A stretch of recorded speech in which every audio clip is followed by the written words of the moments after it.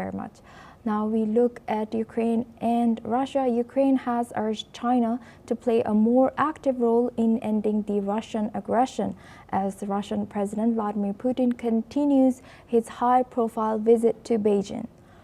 In a statement today, Ukraine's foreign ministry has said that given China's significant geopolitical influence, Kyiv would welcome Beijing's involvement in achieving peace, but stressed it must be based on respect for the United Nations Charter. The appeal comes as Putin seeks to deepen ties with China during talks at the Shanghai Cooperation Organization Summit and beyond. Beijing has positioned itself as a potential mediator, though its close partnership with Moscow has drawn skepticism from Kyiv and its Western allies. The move highlights Ukraine's diplomatic push to engage Beijing, hoping it could help in mediating peace between the two countries. Now for this discussion, we go back to Mark Sutherland. He's a geopolitical analyst, joins us live from London. Thank you very much, Mark, for staying with us. Now looking at this news, how realistic is Ukraine's expectations for China to take on a more active mediating role?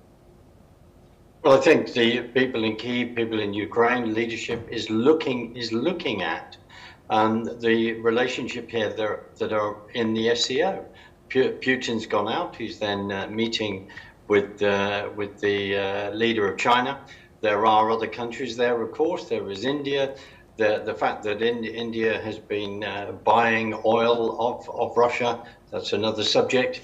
We're then looking at how then Iran then supplies drones to Russia. They are amongst friends.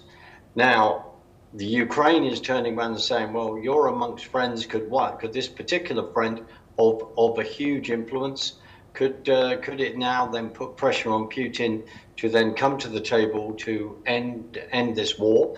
Remember, whatever people think of, other people have comments on the SCO down there in the south, and looking at potential wanting to expand at Eurasia, etc. We've had a discussion about the whole thing of bipolar, people wanting a multipolar world. Putin is bang in the center of that. And Ukraine are then levering, as I've just said, to say, right, you've got a big friend in China. China, could you please put pressure on Putin to come to the table and to end this? How that's going to play out, Asuma, at the end of the day, we've looked at what happened in Alaska. There was no ceasefire.